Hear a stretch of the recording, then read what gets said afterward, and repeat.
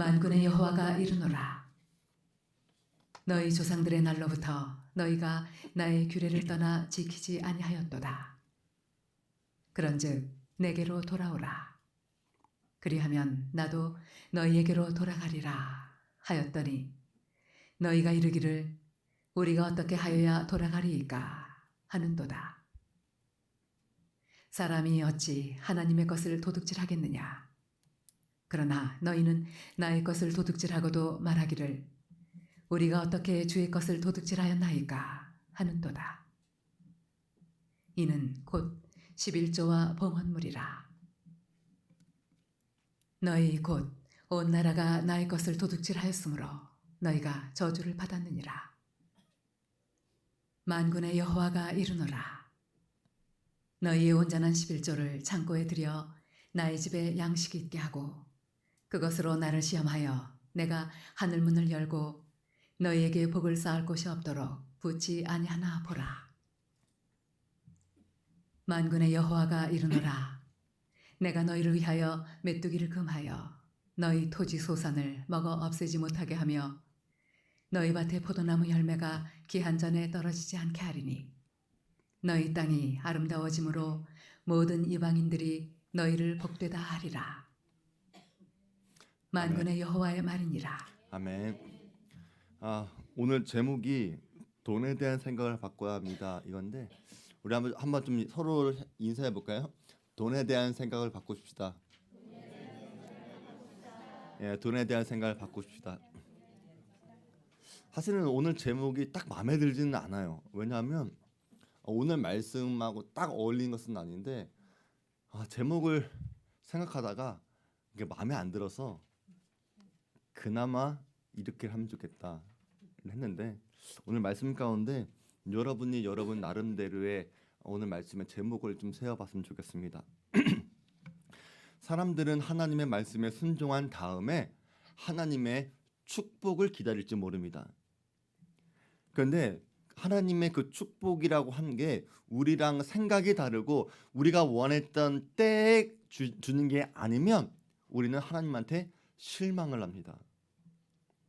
하나님을 원망하기도 하고 하나님한테 서운한 마음을 갖기도 하고 나중에는 하나님한테 증거를 달라고 얘기하는 거예요. 증거를 달라고. 그러면서 하나님께 말대꾸를 합니다. 말라기서는 그렇게 차가워진 마음을 갖고 있는 사람들한테 하나님께서 말씀해 주시는 성경책이에요. 너의 그 마음을 회복해라. 하나님께 돌아오라. 그렇게 말하고 있는 거예요. 사람들의 마음이 돌아섰다고 하는 거는 어떻게 보면 알 수 있냐? 그 사람들이 하나님께 어떤 제물을 드리는지만 봐도 알 수 있다는 거예요. 사람들은 하나님을 사랑한다고 이야기하긴 하는데 하나님께 드렸던 제물들을 보니까 어떤 걸 드렸어요? 다리 저는 것, 병든 것, 남들이 줘도 갖고 싶지 않은 것들을 버려도 버릴 만한 것들을 하나님께 드리면서 우리가 언제 하나님을 안 사랑했습니까? 그렇게 이야기했다는 거예요. 사랑하는 성도 여러분, 우리가 하나님께 드리는 모든 것들 안에는 하나님을 향한 마음과 사랑과 존경과 믿음이 담겨 있어야 합니다. 아멘. 누구도 하나님을 속일 수 없습니다. 하나님을 하찮게 생각하시면 안 됩니다. 거룩하신 하나님께 마땅한 합당한 거룩한 예물을 드리는 분들 되시길 바랍니다. 그것이 하나님을 경외하고 사랑하는 것입니다. 우리가 읽은 오늘 본문 말씀은 말라기서에서 가장 유명한 본문이죠. 아마도 많이 들어봤을 것입니다. 일반적으로 돈 또 헌금 이런 설교는 목사님들이 가장 하고 싶어하지 않은 설교 주제이기도 합니다. 이런 설교를 하게 되면 사람들은 그 말씀을 그대로 듣는 게 아니라 교회에 돈이 필요한가? 그렇게 들어요. 그래서 돈, 물질을 건드리는 문제만큼 물질을 건드리는 것은 그만큼 예민한 거예요. 그럼에도 불구하고 돈, 물질, 재물 이런 설교를 피할 수는 없어요. 왜냐하면 성경을 보면 너무나도 많이 재물에 대해서 이야기하고 있기 때문에 그래요. 그래서 재물을 이야기하지 않고 성경을 다 얘기할 수 없다는 거예요. 적용적인 부분에서. 하나님이 하나님의 백성에게 주시는 복들이 있잖아요. 어떤 복을 주세요? 대표적으로 재물의 복을 주시는 거예요. 재물에 대한 복을. 또 우리가 솔직히 대부분 뭘 구해요? 재물을 구하잖아요. 그런데 교회에서 재물에 대한 그 원리, 그 기준, 그 복을 말씀하지 않으면 어떻게 하겠어요? 예수님께서도 말씀하신 비유의 3분의 1이 돈 가지고 이야기하셨다는 거예요. 그러니까 돈에 대한 이야기를 한다고 해서 우리가 불편하게 듣는 것이 아니라 그것이 우리에게는 더 가깝게, 더 절실하게, 더 마음에 와닿기 때문에 하나님께서 이런 말씀을 하고 있구나, 이렇게 깨닫게 되길 바랍니다. 그만큼 돈이 가진 힘이 강한 거예요. 그래서 신앙과 돈, 신앙과 재물, 이 관계를 떨어뜨려서 생각할 수가 없고 무시하거나 따로 분리해서도 안 됩니다. 하지만 우리는 이 돈을 바라보는 관점에 대해서는 새롭게 할 필요는 있다는 거예요. 오늘 말씀이 바로 그런 내용입니다. 미국 잡지 리더스 저널에서 이런 기사가 실린 적이 있었습니다. 미국 어떤 교회가 오늘 말씀을 근거로 해서 11조를 권면하는, 독려하는 말씀이었는데, 이 말씀대로 여러분이 3년 동안 11조를 온전히 했는데 수입이 늘지 않는다면 드린 11조를 모두 반환해 드리겠습니다 라고 하는 광고였어요. 100% 머니백 개런티, 이런 상업 광고 형식을 빌린 거예요. 자, 여러분 어떻게 생각하세요? 이것이 성경적인 광고라고 생각하십니까?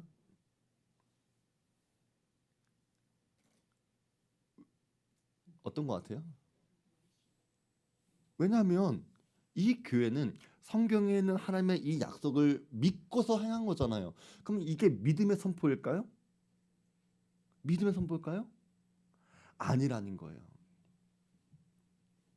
왜냐하면 오늘 말씀이 사람들한테 얼마나 엉뚱하게, 얼마나 기복적으로, 얼마나 잘못 이해하고 있는지를 가장 잘 보여주는 광고, 내용이 바로 그거예요. 이 10절에 있는 11조에 있는 말씀은 이 본문 말씀만 따로 보는 게 아니에요. 7절부터 봐야 합니다. 만군의 여호와가 이르노라, 너희 조상들의 날로부터 너희가 나의 규례를 떠나 지키지 아니하였도다. 그런즉 내게로 돌아오라, 그리하면 나도 너희에게로 돌아가리라 하였더니 너희가 이르기를 우리가 어떻게 하여야 돌아가리까 하는도다. 자, 여기서 하나님은 우리한테 내게로 돌아와라, 내게로 돌아와라 이렇게 말씀하고 있어요. 왜냐하면 이스라엘 백성들은 조상 때부터 하나님의 규례를 떠났고 지키지 않았습니다. 그래서 너희가 나한테 돌아오면 나도 너희한테 돌아가겠다 말씀하신 거예요. 여러분, 하나님이 우리한테 돌아오겠다, 우리한테 찾아와 주겠다, 우리한테 함께 하겠다, 이게 얼마나 복인지 아십니까? 하나님의 임재가 회복된다는 거예요. 복의 근원이신 하나님이 우리와 함께 하겠다는 거예요. 하나님이 우리와 함께 하는 게 형통이에요. 하나님의 백성들은요, 돈 많은 백수의 삶을 부러워하는 것이 아니라 하나님과 동행하는 삶, 하나님의 임재가 있는 삶을 부러워해야 합니다. 하나님의 임재와 돈을 바꾸는 것처럼 어리석은 것은 없어요. 하나님께서 내게로 돌아오라 말씀하시니까 죄인들은 어떻게 이야기해요? 우리가 어떻게 해야 돌아갈 수 있습니까? 물어보는 거예요. 우리가 어떻게 해야 돌아갈 수 있습니까? 여러분, 하나님은 떠났다고 생각하십니까? 여러분, 하나님이 멀리 있다고 생각하십니까? 아니에요. 하나님은 거꾸로 말해요. 너희가 나로부터 멀리 떨어져 있다. 그럼 우리는 어떻게 하면 우리가 돌아가겠습니까? 어떻게 하는 게 돌아가는 겁니까? 가장 쉬운 방법이 있다는 거예요. 그래서 말씀해 주시는 게 11조와 헌금을 말씀해 주시는 거예요. 사람이 어찌 하나님의 것을 도둑질하겠느냐? 그러나 너희는 나의 것을 도둑질하고도 말하기를 우리가 어떻게 주의 것을 도둑질하였나이까 하는도다. 이는 곧 11조와 봉헌물이라. 너희 곧 온 나라가 나의 것을 도둑질하였으므로 너희가 저주를 받았느니라. 저는 오늘 이 말씀을 전할 때에 여러분한테 11조를 해야 됩니다. 그것을 말하고 싶은 게 아닙니다. 하나님께서 왜 이 11조를 말씀해 주셨는지 그 근본적으로 올라가길 원하는 거예요. 10절에 있는 말씀 보세요. 만군의 여호와가 이르노라 너희의 온전한 11조를 창고에 들여 나의 집에 양식이 있게 하고 그것으로 나를 시험하여 내가 하늘 문을 열고 너희에게 복을 쌓을 것이 없도록 붙지 아니하나 보라. 이 말씀도 잘못 사용하는 경우가 이런 거예요. 하나님께서 우리에게 복 주시길 원하는데 11조는 하나님께서 우리에게 복을 주시기 위한 하나의 통로입니다. 이렇게 얘기를 해요. 그래서 복을 받으려면 11조를 드려야 합니다. 11조를 드렸는데도 물질의 복을 받지 못한다면 여러분이 온전한 11조를 드리지 않았기 때문입니다. 정성이 없는 믿음이 없는 11조를 드렸습니다. 라고 사람들은 알 거예요. 그렇죠? 여러분 다 그렇게 알고 있잖아요. 근데 사실 이것은요. 번영신학에 근거한 해석이 더 강해요. 그렇게 하니까 11조를 가지고 하나님을 시험해 봐도 된다라고 하는 아주 천박한 태도가 나오는 거예요. 11조를 갖고 하나님을 시험하는 게 왜 천박한지 아십니까? 사람들은 그렇게 생각해요. 하나님이 그것을 시험해 보라고 말씀하셨잖아요. 하나님도 말씀하셨는데 왜 이게 천박한 겁니까? 하지만 하나님께서는 분명히 그것으로 나를 시험하여 보라 라고 말씀하셨는데 그것이 무엇인지를 여러분이 제대로 알아야 된다는 거예요. 우리는 이 그것이라고 하면 당연히 11조를 생각할 거예요. 그렇죠? 하지만 이 시험의 본질은 11조를 시험해 보라고 하는 말이 아니라 더 거슬러 올라가야 합니다. 3장 6절에 있는 말씀이에요. 나 여호와는 변하지 아니하나니 그러므로 야곱의 자손들아 너희가 소멸되지 아니하느니라. 하나님은 불변하시는 하나님이십니다. 언약에 신실하신 하나님이십니다. 이스라엘이 불성실하게 살았다고 해서 하나님이 변하거나 말씀이 변하는 것이 아닙니다. 그런데 이스라엘 백성들이 그런 하나님의 임재와 축복을 받으려면 언약 안에 들어와야지만 하나님의 복을 받을 수가 있는 거예요. 그래서 하나님은 언약 안에 들어와야 된다. 이것을 말씀해 주시기 위해서 언약의 조항이었던 11조를 말씀하시는 거예요. 11조와 봉헌물 드리지 않는다고 하는 것은 그들 안에 하나님을 기대하는 마음이 없거나 하나님에 대한 마음이 차가워져서 그렇습니다. 하나님께 무엇인가를 드린다는 걸 아까워했고 결국 내 인생은 하나님이 아니라 내가 채워보겠다. 대표적으로 돈으로 내 인생 내가 책임져 보겠다. 그 마음 때문에 11조를 드리지 않게 되었다는 것입니다. 그래서 11조를 드리지 않았다고 하는 것은 11조의 문제가 아니라 근본적으로 하나님으로부터 마음이 떠난 것 때문에 그런 것이고 하나님한테 마음이 없어서 그런 것이고 하나님의 언약 안에 살지 않기 때문에 언약 밖을 벗어났기 때문에 하나님은 지금 그것을 말씀하시는 거예요. 그래서 하나님은 그것으로 나를 시험해 보라 라고 하는 것은 11조만의 문제를 말하는 것이 아니라 하나님의 언약 안에 들어오면 내가 복을 주나 안 주나 그것을 시험해 보라. 그런 의미에서 말씀해 주신 거예요. 그런데 하나님의 언약 안에 들어와 있지 않는지 어떻게 우리가 알 수 있습니까? 이것을 가장 눈으로 쉽게 볼 수 있는 게 바로 11조의 문제였다는 거예요. 그래서 너희가 11조를 드리면서 하나님의 언약 안에 거하려고 해봐라. 그리고 언약 밖에 있는 사람들과 비교해봐라. 테스트해봐라. 그런 의미에서 오늘 본 말씀이 주어진 것입니다. 하나님의 언약, 하나님의 말씀 안에 사는 사람들은 하나님이 복을 주십니다. 하나님의 언약 밖에 있는 사람들은 저주받은 삶을 살아갈 수밖에 없습니다. 그것은 11조 때문이 아니라 하나님께서 언약의 하나님이시기 때문에 그렇습니다.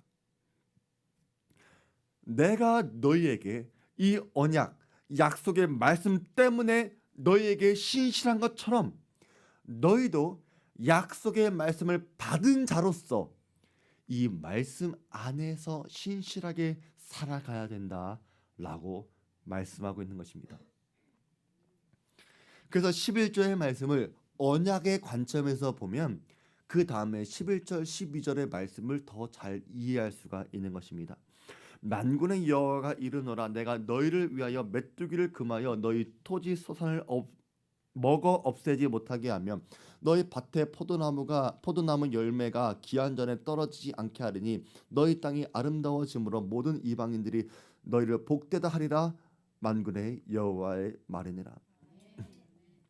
이 말씀을 11조를 드려야 하나님께서 복을 주시겠다 이렇게 이해하시는 게 아니에요. 왜냐하면 11조를 드리는 사람들이 그렇게 이해하고 있기 때문에 11조를 드렸는데도 왜 이렇게 안 해주십니까? 라고 하는 잘못된 해석을 한다는 거예요.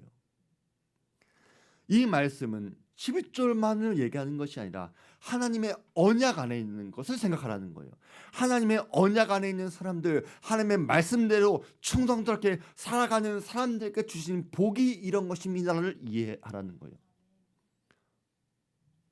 하나님께서 하늘의 문을 열어주신다고 하는 것은 하나님의 복의 창고를 열어주시겠다고 하는 의미예요. 근데 하늘 문이 열린다고 하는 것은 당시 사람들은 어떻게 생각했냐면 비가 내린다고 생각하는 것을 하늘 문이 열린다고 생각했어요. 이것은 어떤 의미가 있냐면 하나님께서 자연 만물을 다스리시는 주관하시는 하나님이신 것을 말해주고 싶은 거예요. 자, 우리는 지금 2024년도의 시각에서 보지만 말라기가 쓰여졌던 때를 생각해 보세요. 그 사람들은요, 페르시아 제국에서 포로로 살았던 사람들이 이 말씀을 들은 거예요. 페르시아의 그 대제국의 모습을 보면서 작은 유다 땅과 비교하고 페르시아의 신들이 하나님보다 더 강한 신처럼 생각되었던 사람들에게 이 말씀이 주어진 겁니다. 우리도 그렇지 않습니까? 하나님을 믿지 않는 사람들을 보면서 훨씬 더 잘 사는 것처럼 보이고 훨씬 더 부자처럼 보이고 그러면 저 사람들이 갖고 있는 생각과 신념이 나보다 더 맞는 것처럼 보여져요. 교회 다니는 사람보다 더 맞는 말을 하는 것처럼 보여져요. 세상은 이렇게 살아야 합니다. 돈은 이렇게 벌어야 잘 법니다. 그리고 정말 그렇게 살면요, 그 사람들의 조언대로 살면 정말 잘 사는 것처럼 보이고 돈도 잘 벌 것처럼 보여져요. 옛날 TV 방송 프로그램 중에 성공시대 이런 게 있었잖아요. 우리는 그런 재벌들의 일대기를 다큐멘터리를 보면서 아, 저렇게 해야 돈 버는구나. 요즘 또 서민갑부 뭐 이런 게 있어요. 그런 거 보면서 아, 저렇게 해야 재벌 되는구나, 저렇게 해야 갑부 되는구나, 그렇게 생각하게 될 거예요. 그래요, 안 그래요? 그렇잖아요. 저렇게 해야지 내가 부자가 되는구나. 근데 그 사람들에게 하나님은 말씀하고 있습니다. 내가 바로 만군의 하나님이다. 만군의 하나님이라고 하는 이 표현이 가장 많이 등장하는 게 말씀드렸죠. 학개, 스가랴, 말라기. 같은 동시대에 살았던 사람들인 거예요. 비슷한 시대에 살았던 선지자들인데 이스라엘 백성들은 포로에서 돌아왔지만 여전히 제국의 권세, 세상의 그 권세 앞에 주눅든 사람들이에요. 우리는 왜 이렇게 작을까? 우리는 왜 이렇게 초라할까? 우리는 왜 이렇게 가난할까? 왜 우리는 이렇게 힘들까? 근데 하나님은 우리 앞에서 페르시아의 그 어떤 신들보다 가장 높고 위대한 만국의 온 세상의 주인과 주관자 되시는 분이 바로 내가 여호와 하나님이다. 이것을 말씀하고 있습니다. 그래서 하늘 문을 열고 비를 내려 주시는 분은 누구라는 거예요? 페르시아의 제국들, 페르시아의 황제가 아니라는 거예요. 세상의 어떤 명예와 믿음과 이론들이 아니라는 거예요. 기우제를 드리는 게 아니라는 거예요. 만군의 하나님께서 그것을 하신다는 거예요. 메뚜기 떼를 금해서 유대 백성들의 재산을 지켜주는 분도 하나님이라는 거예요.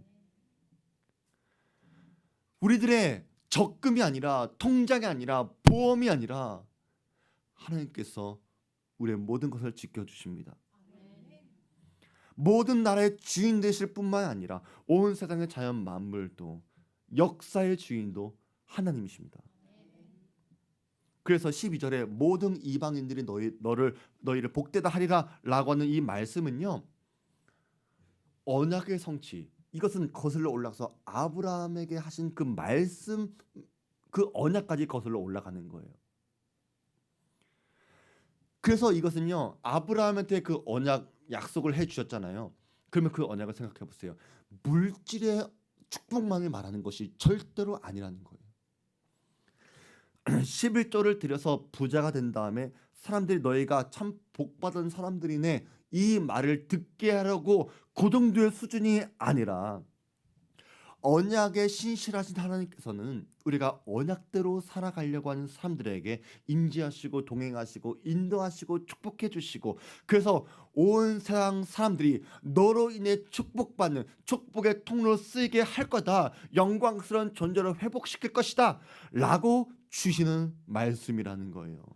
그 말씀이 단지 11조라고는 이 작은 문제만을 다루시는 것이 아니에요. 하나님을 작은 하나님으로 만들지 마세요. 그래서 우리는 이 11조에 관한 말라기의 말씀을 11조를 강조하려고 하시는 말씀으로 이용하는 것이 아니라 더 크게, 더 위대하게 하나님의 언약에 순종하는 자들에게 주시는 회복과 부흥을 말씀하는 것인 것을 잘 깨닫게 되길 바랍니다. 그렇다면 오늘을 살아가는, 신약 시대를 살아가는 우리에게는 이 말씀을 어떻게 적용해야 합니까? 일단 11조는 헌금이 아닙니다. 3장 8절에 있는 말씀, 사람이 어찌 하나님의 것을 도둑질하겠느냐, 그러나 너희는 나의 것을 도둑질하고도 말하기를 우리가 어떻게 주의 것을 도둑질하였나이까 한다. 이는 곧 11조와 봉헌물이다. 만약에 11조가 헌금의 한 종류였다면 따로 구분하지 않았을 겁니다. 성경은 항상 11조와 헌금을 구별합니다. 이것은 같은 게 아니에요. 11조는 원래부터 하나님의 것이고, 봉헌물은 11조 외에 우리가 인간이 자원하는 마음으로 드리는 거예요. 11조는 언약의 하나입니다. 언약이에요, 언약. 이것은 모세의 율법에서부터 나옵니다. 그 땅의 10분의 1, 곧 그 땅의 곡식이나 나무의 열매는 그 10분의 1은 여호와의 것이니 여호와의 성물이라. 자, 여기서 봐야 할 것은 10분의 1은 여호와의 것이니 이걸 보는 게 아니라 그 앞에 있는 것부터 먼저 봐야 돼요. 여기서 여러분 봐야 될 것은 땅이라고 하는 단어예요. 땅. 땅은 누구의 것입니까? 땅이라고 하는 것은요, 영원히 하나님의 것이에요. 여러분이 땅을 만들었어요? 아니잖아요. 하나님이 천지를 지으셨기 때문에 천지의 모든 것이 하나님의 것이죠. 하나님은 그 땅에서 사람들이 살아가도록 허락해 주신 거예요. 빌려주신 거예요. 그리고 빌려주시면서 맺은 언약이 바로 저거예요. 내가 너한테 땅을 빌려줄 거야. 내가 너한테 직장을 빌려줄 거야. 내가 너한테 돈을 벌게 해줄 거야. 근데 너랑 나랑 약속을 맺자. 그 땅의 10분의 1, 그 땅의 곡식들, 열매는 그 10분의 1은 나의 것으로 따로 구별해. 왜냐하면 그것은 나의 거룩한 물건이기 때문에 그래. 무슨 얘기인지 알겠어요? 그래서 이스라엘 백성들은 소작세를 내는 거예요. 소작세. 소작한다고 알죠? 우리 땅이 없을 때 부자 집에 가가지고 땅 빌려주시면 내가 당신을 대신 일하겠습니다. 거기서 나에게 조금만 주세요. 그거예요. 하지만 주인한테 돌려주는 게 있을 거 아니에요. 그게 소작세잖아요. 11조라는 개념이 바로 그런 거라는 거예요. 그래서 신명기 14장 22절에서도 토지소산의 11조라고 이야기해요. 토지소산의 11조. 그것은 바로 이 말씀 때문에 그런 거예요. 그래서 11조는요. 내가 내도 되고 안 내도 되고 그런 게 아닙니다. 뭐 내가 마음대로 정해서 내는 헌금이 아닌 거예요. 그래서 11조를 내지 않는 게 하나님의 것을 도둑질한다 라고 하는 게 바로 이 언약 때문에 그래요. 이 약속 때문에, 이 계약 때문에. 너랑 나랑 처음부터 이 계약이 주어졌는데 너희가 시간은 지만 너가 다 까먹었니? 너가 마음에 해서 다 까먹었니? 너가 소사인 적어서 너가 안 하려고 하니? 이거인 거예요. 그래서 백성들이, 이스라엘 백성들이 내 삶에 주어진 하나님의 은혜, 뭐 감사, 아니면 뭐 속죄 이런 것을 위해서 내가 자원해서 내가 예물을 드려서 하나님께 예배할 수 있지만 그거랑 11조는 완전히 다른 개념인 거예요. 그런데 우리는 지금 신약 시대를 살아가고 있고 예수님은 구약의 모든 율법을 다 완성시키셨죠. 그래서 어떤 사람들은 신약 시대에는 11조 안 드려도 된다라고 말도 안 되는 소리를 하는 사람들이 있어요. 그리고 또 그런 것을 또 말해 주잖아요. 그러면 저 목사님은 저 교회는 되게 깨어있는 목사님이네. 깨어있는 교회네. 정말 사람을 생각하는 교회네 라고 말하는데 여러분 그것은 사람한테 좋게 보이는 거잖아요. 우리가 하나님의 말씀을 안다면 그렇게 가르치는 것은 그것은 뭐 하는 거예요? 하나님께 죄를 짓게 만드는 거예요. 하나님께 죄를 짓게 만드는 거예요. 소경을 인도하는 거예요. 그것은 거짓 복음을 전하는 거예요. 내가 감히 뭐라고 하나님의 언약을 내 마음대로 바꿔요. 그것은 잘못된 겁니다. 율법을 완성시킨 예수님이 뭐라고 말씀하셨을까? 화 있을진저 외식하는 서기관들과 바리새인들이여 너희가 박하와 회향과 근처의 11조는 들이되 율법에 더 중한 바 정의와 긍휼과 믿음은 버렸도다. 그러나 이것도 행하고 저것도 버리지 말지라 할지니라. 그러니까 예수님께서 뭐라고 말씀하세요? 이것도 행하고 저것도 버리지 말라는 거예요. 그러니까 11조도 행하고 정의와 긍휼과 믿음도 버리지 말라 이 말씀을 하신 거예요. 이 말씀도. 근데 사람들은 11조에 대한 말씀이 없다고 얘기해요. 왠지 아세요? 그 사람들은 이미 예수님 당시에 사람들은요 11조를 그냥 하고 있었어요. 그냥 하고 있으니까 해라 말할 필요가 없었다는 거예요. 문제는 11조는 하지만 지금 정의와 긍휼과 믿음을 없는 11조 드리고 있기 때문에 이걸 말씀하신 거예요. 근데 신약시대에 살아가는 우리가 안 할까 봐 말씀하고 있는 거죠. 11조 안 들어도 된다? 절대 그렇게 말씀하신 것이 아니라 이것도 행하고 이 마음도 품어야 돼. 예수님께서 이렇게 말씀하셨는데 어디서 신약시대든 11조 없다 누가 그렇게 말하고 다니는지 모르겠어요. 어떤 교회가 왜 그렇게 말하는지 모르겠어요. 근데 보세요. 사람들은 11조는 드리긴 했지만 박하의 11조, 회향의 11조, 근처의 11조 정말로 세세하게 11조를 드렸어요. 근데 왜 율법에서 더 중요한 정의와 긍휼과 믿음은 왜 버렸을까? 왜 버렸을까?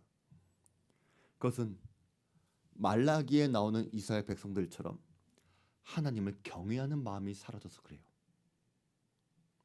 그래서 여러 가지 모양으로 하나님께 11조도 드리고 예배도 드린다고 했는데 진짜로 그들은 말라기 1장에 있는 것처럼 병든 것, 저는 것, 가치 없는 것, 하나님이 받으실 수 없는 것을 드리면서 우리는 10의 1조를 했습니다 라고 말했던 것이고 그러면서 왜 우리에게 복을 주지 않습니까? 라고 따지는 것이고 어떻게 우리가 주의 이름을 멸시했습니까? 그러면서 주님이 우리를 어떻게 사랑해 주셨습니까? 증거를 보여주십시오 라고 말대꾸를 하는 거예요. 말라기 이후에 400년이 흘러 신약시대가 되었을 때, 예수님께서 오셨을 때 저들의 믿음과 삶이 달라졌을까요? 말라기가 이렇게 말했는데 이렇게 말하고 나서 이스라엘 백성들이 달라졌을까요? 안 달라졌다는 거예요. 예수님이 오실 때까지도 달라지지 않은 거예요. 그래서 양념을 친 11조는 드렸을지 몰라도 언약의 정신이었던 정의와 긍휼과 믿음은 여전히 회복되지 않은 채 죽은 신앙 생활을 하고 있었던 것입니다. 그래서 신약시대를 살아가는 우리가 배워야 할 교훈이 있는데, 구약의 이스라엘 백성들이 하나님께서 허락하신 땅에 살면서 농사도 짓고 토지소산의 10분의 1을 하나님께 드렸듯이 우리도 이 세상을 살아갈 때 나의 것이 아니라 하나님의 것을 내가 빌려서 하나님께서 은혜롭게 우리를 주셨기 때문에 우리가 이 세상을 살아가고 있는 청지기로서 살아가시기 바랍니다. 모든 것은 하나님께로부터 왔고 하나님께 속합니다. 우리는 내가 소유자가 아니고 우리는 사용자입니다. 우리는 청지기입니다. 하나님은 우리에게 맡기신 모든 것들에 대한 책임을 우리에게 물으실 것입니다. 우리의 직장, 우리의 기업, 여러분에게 물질의 공급의 통로가 되는 그 모든 것도 하나님께 속한 것입니다. 여러분이 진로의 문제, 여러분이 학교와 직장을 구할 때 이런 원리를 기억하면서 하나님께 기도하시기 바랍니다. 여러분, 직장을 구하는 이유가 무엇입니까? 직장을 선택하는 기준이 무엇입니까? 연봉입니까? 그래서는 안 됩니다. 직장도 하나님께 속해 있는 거예요. 그렇기 때문에 하나님께 허락을 구하는 거예요. 하나님, 나에게 직장을 허락해 주세요. 나에게 이러한 학교를 허락해 주세요. 그런데 여러분들이 직장을 구할 때 월급 혹은 여러분의 자기 개발, 자기 성장, 아니면 더 나은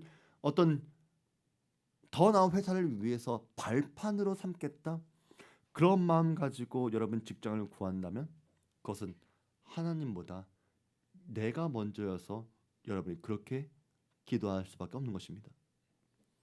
여러분이 정말로 나에게 모든 것을 공급해 주는 분이 하나님이라고 하는 것을 믿는다면 여러분이 먼저 하나님을 기쁘시게 하는 게 먼저입니다. 그리고 하나님이 기뻐하는 뜻이 무엇인지를 생각하면서 내가 그 기뻐하는 뜻을 내가 이루고 싶은 마음 때문에 내가 직장을 구하는 것이고 학교를 구하는 것이고 나의 미래를 구하는 것이어야 합니다. 그렇게 해서 얻게 된 여러분의 직장과 여러분의 사업을 통해 하나님께서 여러분에게 공급해 주실 때 여러분들은 이것을 내가 당연히 수고했기 때문에 마땅히 내 것이라고 생각하는 것이 아니라, 아 맞아, 나는 처음부터 하나님께서 허락해 주신 거였어. 그렇기 때문에 잠깐 우리가 사용하고 있기 때문에 당연히 이 몫을 하나님께 드린 것이 마땅해. 이 내가 10분의 1만 드리지만 사실 이 10분의 10이 하나님의 것이야 라고 고백을 하는 것이 바로 이 11조를 드리는 것입니다. 내가 가졌다고 해서 내게 아닙니다. 이렇게 생각하고 이런 마음을 가져야지만 여러분이 돈에 대한 욕심으로부터 벗어날 수가 있는 것입니다. 비율의 문제도 그렇습니다. 사실 직장인이 11조 드릴 때 옛날에 그런 얘기했죠. 세전으로 드립니까? 세후로 드립니까? 그렇게 얘기하는 사람도 있었어요. 그렇죠? 또 사업하시는 분들도 똑같은 고민이 있어요. 총 매출입니까? 순수익입니까?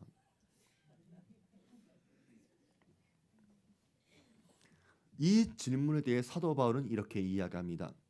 각각 그 마음에 정한 대로 할 것이요 인색함으로나 억지로 하지 말지니 하나님은 즐겨내는 자를 사랑하시느니라. 그래서 여러분에게 마음을 우리가 애매한 부분에서 세전으로 드리든 세후로 드리든 하나님은 그것을 따지는 않을 거예요. 여러분이 세후로 드리셔도 돼요. 여러분 순수익을 드리셔도 돼요. 하지만 여러분의 그 마음이 아까워서 인색한 마음으로 드린다면 그것은 잘못된 거예요. 음? 적어도 그래서 기준을 10분의 1로 잡으라고 하는 것은 기준 될 수 있다는 거예요. 근데 아까 얘기했던 것처럼 오늘날의 10분의 1은 굉장히 그것을 정하기가 어려운 시대, 복잡한 시대가 되었잖아요. 중요한 것은 여러분이 정하되 인색함으로 억지로 하지 마시고 마음을 주시는 감동대로 하시기 바랍니다. 우리가 돈을 사랑하는 것, 돈에 묶여서 돈에 매여서 살고 있는 것은 아닌지, 이런 것들은 여러분 11조라고 하는 이 작은 문제 때문에 고민하는 것이 아니라 하나님의 나라와 그 영광을 위하여 또 어려운 형제들을 돕고 또 복음을 온 세상에 증거하는 일, 또 예수 그리스도의 몸된 교회를 섬기는 일에 대해서 여러분이 인색한지 관대한지를 보여주는 것이 바로 이런 것입니다. 돈이 여러분을 속이게 해서는 안 됩니다. 돈이 여러분을 행복하게 해주는 게 아닙니다. 우리를 행복하게 해주는 분은 하나님이십니다. 돈이 여러분의 인생의 목적이 되어서는 안 됩니다. 우리 인생의 목적은 오직 하나님이시고 하나님께서 영광 받으시는 삶이어야 합니다. 여러분의 노후를 보장해 주는 것은 돈이 아닙니다. 하나님이십니다. 물론 연금이나 보험 드는 것이 불신앙적이다, 그것을 말하는 것은 아닙니다. 우리는 지혜로워야 합니다. 우리는 노후도 준비해야 되고 장래도 준비해야 합니다. 그러나 그러한 지혜가 돈이 나를 책임져 줄 거라고 하는 그 착각은 하지 말라는 것입니다. 마틴 루터도 그렇고 요한 웨슬레도 그렇게 이야기합니다. 참된 회개는 지갑의 회개다. 말라기 선지자도 말합니다. 너가 11조를 통해서 내게로 돌아오라. 그래서 참된 회개라고 하는 것은 우리가 돈을 바라보는 생각을 바꾸는 거예요. 탐욕이, 욕심이, 물질이 지배하는 이 세상에서 구별된 거듭난 성도로 살아가시길 축복합니다. 이제 우리 사랑하는 모든 성도들 하나님께로 돌아오시기 바랍니다. 물질에 대한 생각도 바꾸시고 하나님께 돌아가면, 그렇게 하나님의 언약 안에 살아가게 되면 하나님은 언약에 따라 신실하게 하나님의 인재와 영광과 은혜와 축복을 부어 주실 것입니다. 올 2024년도에는 내가 주인 삼았던 것은 다 내려놓고 오직 주님만, 주의 말씀만 내 삶을 이끄는 삶이 되시기를 주의 이름으로 축원드립니다. 우리 말씀 기억하면서 우리 찬양하겠습니다.